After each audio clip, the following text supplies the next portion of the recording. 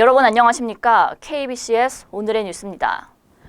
얼마 전 여주시 훈민 국공립 어린이집 문제가 언론을 통해 알려지고 이 기존 원생들의 피해 예방과 사후 조치 등에 대해 보도한 바 있습니다.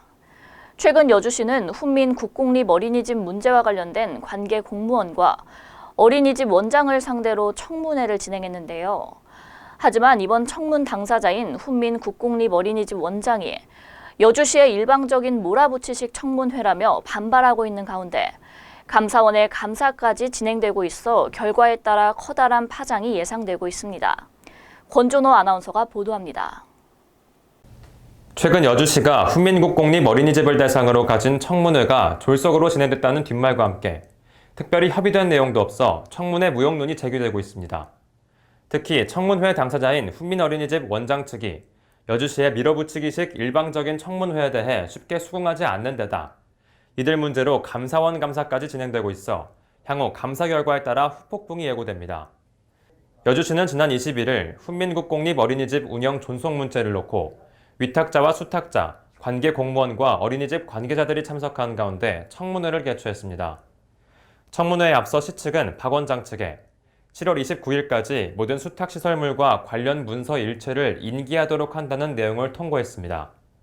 하지만 이날 청문회는 이러한 규칙이 무시된 채 시종일관 수탁자인 시 측의 일방적인 주장과 함께 의뢰 항변 기회가 없는 불합리한 청문회라는 비난을 사고 있어 문제가 되고 있습니다.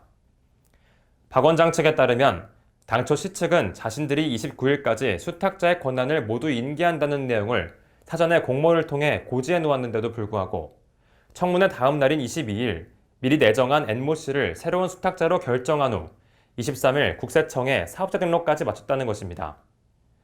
박 원장 측은 시 측의 당초 고지 내용대로라면 당연히 모든 권한이 인계된 29일 다음 날인 30일쯤 결정해야 되는 것이 원칙인데 시 측의 행위는 자기들이 정한 법적 절차를 무시한 채 일방 통보식 위법한 행위로 공공기관이 해서는 안 될 일이라고 강변하고 있습니다.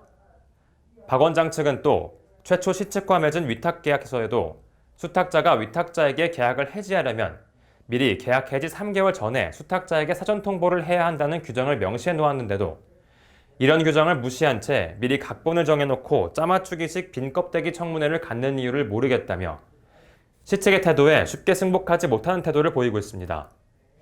특히 과거 여성가족부 기간제 공무원으로 근무했던 A씨의 경우 어린이집에 맡겨놓은 5개월 된 자신의 아이가 학대당하는 모습을 발견하고 며칠 휴가를 내자 시 측이 일방적으로 자신을 해고하는 조치를 취했다며 억울한 심경을 토로했습니다.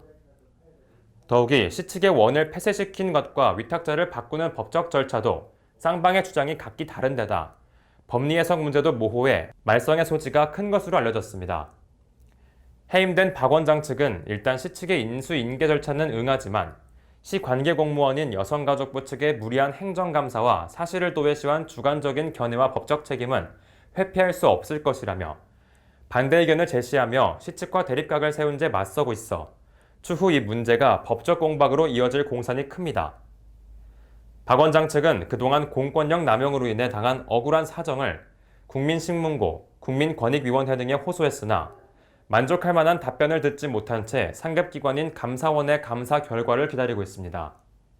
이 같은 문제에 대해 여주시 해당 부서인 여성가족부 측은 언론사나 외부인의 입장에서 보면 시 측의 입장과 다른 견해를 피력할 수 있다며 민원이나 진정이 제기된 요지를 토대로 감사원의 결과가 나오면 구체적인 답변을 하겠다고 말을 남긴 채 모든 사실관계를 일축했습니다.